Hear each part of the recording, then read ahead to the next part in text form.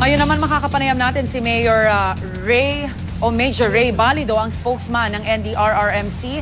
Good morning po, Major Balido. Good morning.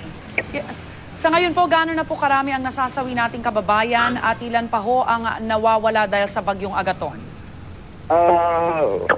Gusto ko lang sabihin na itong mga nasawi na ito ay mula pa nung itong si bagyong Agaton na isa pang low pressure area.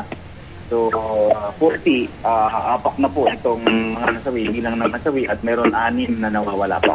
40 na po ang ating casualty, no? Ang mga namatay nating kababayan. Alright, Yes. Batay po sa inyong assessment, ano-ano pong lugar ang pinaka naapektuhan itong bagyo?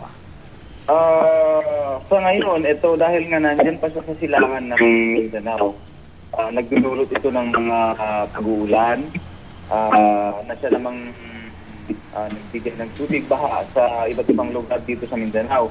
So, dyan po sa Karagayan, Tusan, sa Butuan City, Surigao, dyan po yung mga binabaha. At yung nakaranas ng mga pagbabaha nitong mga nakarang linggo ay itong Compostela Valley dito sa Davao region and yung Davao Oriental. Alright, karamihan po sa mga lugar na ito, yung nakikita po natin sa video, ganyan po kataas ang tubig baha, lagpas tao? Opo, yan po talaga yung sitwasyon dyan, lalong-lalo na ngayon dyan sa Surigao, Agusan provinces, Pangapanani, mga bahay, naabot po ngayon ng tubig baha. Alright, nabanggit po kanina no, na merong mga isolated areas na rin po tayo. Ano ho ang ginagawa natin para naman makarating ang tulong sa ating mga kababayan na nasa mga isolated areas? Humahanap po tayo ng alternatibong paraan kung di man pwede yung mga kalsada dahil kung hindi nasira yung tulay ay nagkaroon ng pagguho ng lupa, yung landslide ay dinadalhan po natin sila through our PDRMCs ng mga relief goods through our yung ating Philippine Air Force Chopper ay yung mga Coast Guard at Navy vessels naman.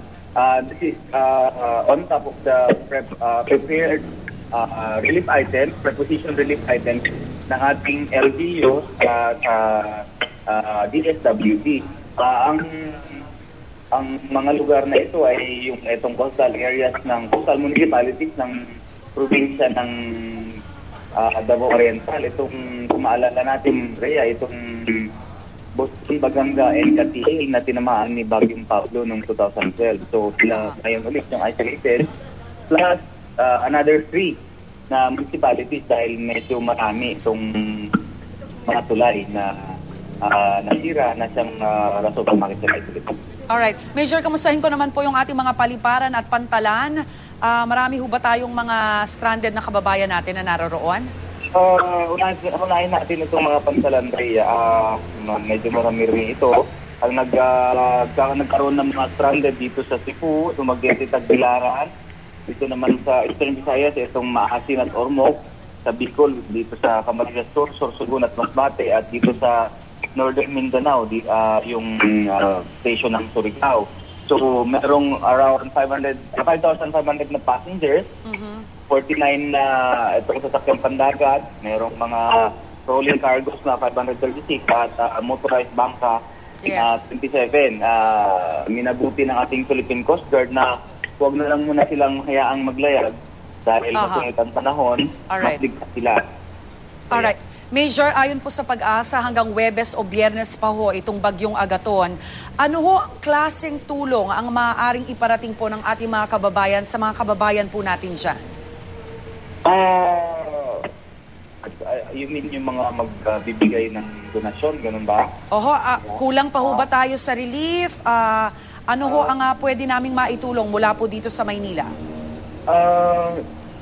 Yung relief naman natin na andyan, may mga preposition funds tayo na pwedeng ibigay, pero kung makapagbigay ng ating mga kababayan, yung may mga ginito ang puso, yung mga foundations natin, yung mga